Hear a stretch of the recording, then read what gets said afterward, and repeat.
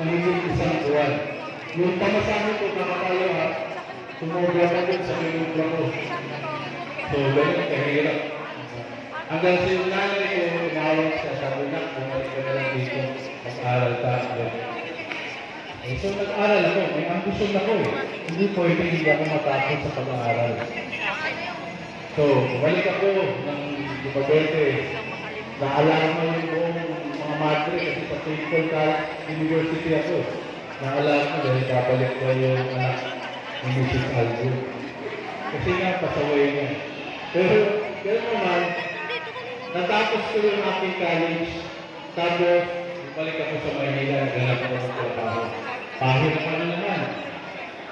Alala ko, nag-apply ako, walang bakante. Sa gobyerno ako nag-apply. Sa PDEA na ako, PDEA. Tapos sa PDEA.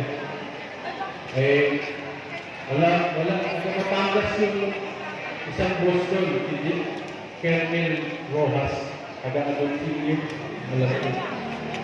Sabi ko, okay yan. Pasok mo lang ako rito, kahit mo lang sweldo, magtatrabaho ako. Sabi ko, sigurado ako. Nagtrabaho ako, 3 buwan, walang sweldo. After 3 months, nakita niya na